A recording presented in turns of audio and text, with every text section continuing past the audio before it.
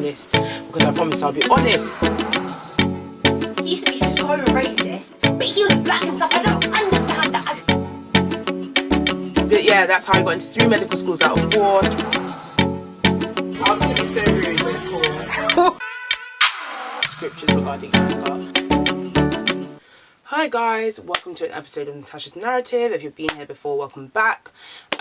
So today I'm gonna just get straight into it. I decided I was gonna make a video on burnout because I feel like it's something that a lot of us go through, particularly, yeah, a lot of my friends have gone through it. I've definitely been through it multiple times.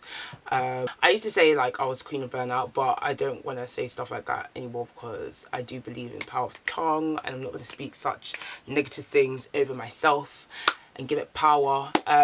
But it is a very serious thing.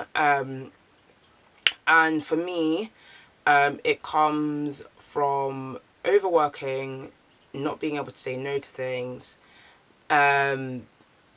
basically not taking time out to just be still, because I won't even say it's just working, but sometimes it's commitments as well to things, and then I end up becoming overly stressed, and that can lead to me becoming unwell as well, like I tend to get either like cold or a flu, and it ends up never being worth it, essentially. But it's a very tough habit to break, especially when it's something that you're used to being in. So because me, I don't want to be giving fake definitions or fake definitions. According to Google, burnout is a state of physical and emotional exhaustion, which can often happen when you experience long-term stress, or have worked physically or emotionally draining roles for a long time. And, you know, it can happen, like they said, within work. I think it can also happen relationship-wise, which is why I said it's also to do with commitments or roles such as being part of societies and things like that. But it is something that is definitely avoidable, or at least I feel can be very much reduced, but it's something that you have to be aware of. I think you have to be very in tune with when you are overworking, and have people to tell you to stop. Even if I always think it's always good to have accountability partners in different things, even if you're not going to end up listening to them, which sometimes is my case. Like, I remember just the last time that I was like on the road to burnout, my friend was like, oh, like, just make sure you don't get burnt out. But I know the way that she says things, so I know she was saying to me like, Tasha, like, stop. But I have stubborn tendencies at times, so obviously I continued, and it led me where it led me. But I think it's really good to be able to know yourself. Like, is this a reasonable amount of time that I'm spending doing these other things, or am I doing way too much? And obviously when it comes to things like exam season, or you have a very important deadline, or a very important event, like, you're going to work harder or work longer, and that's normal. But I think what tends to happen is like this sustained go is what tends to get us into serious issues and can severely affect you know, your mental health, and leave you feeling very anxious sometimes, or leave you feeling quite low.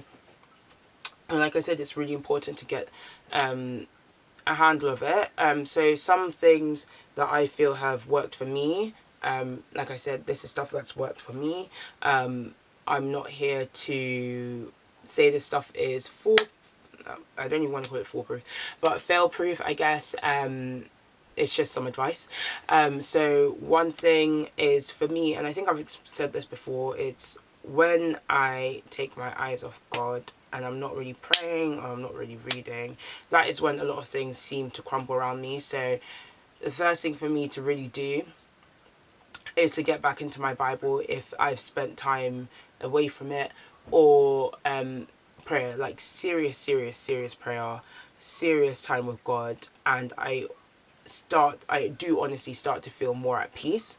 Other things I find quite helpful is obviously taking breaks. And when I say taking breaks, I don't mean going from revising, which I've been doing for hours, to then my phone, because I feel like going from screen to screen is not helpful. So I will go outside, I will take a walk, sometimes I'll listen to music, sometimes I won't, to get away from distractions. So it just really allows me to kind of like free my mind, and not concentrate on a task or a problem or a situation at that time.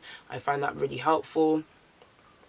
But I think it's important, thirdly, to create that time, and not to just kind of do it haphazardly, like, oh yeah, every week I will make sure that I will take, a half an hour walk or whatever it is.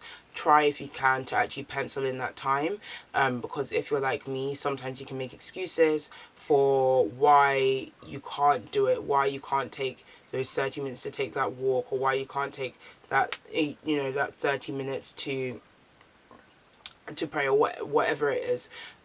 You'll start to make excuses as to why the work is more important, or the task, or like I said, whatever it is more important. So I think it's really key to actually pencil in that time, so that you make sure that you're making time for you. I've talked about accountability before, and like I said, with this, it's really important to just have a good solid network around you, of people who actually check in on you and see if you're okay. And I would say lastly, just, yeah, try and be as realistic as possible, and big yourself up when you do well. I think sometimes we end up in this place because we actually don't take time to be like, oh, you know what, like, I completed that. That was a good thing. And it's not to self-congratulate yourself in a way to become prideful and cocky and things like that. But sometimes if you reflect on all the things that you have done well, you'll be able to kind of acknowledge how much that you have done, and then you end up not overburdening yourself. So those are my tips, that I'm trying to use to reduce my levels of burnout. Like I said, this is just how I feel. I'll definitely be posting more ideas and stuff on my page, but this is what's been helping me. And I hope, praying to God, that I won't end up in this situation again or anytime soon. But yeah, that's me, and this is Natasha's Narrative. And if you like this video or like my other videos, please subscribe, like them, share them, etc., etc. And you'll see me soon for another video. Bye.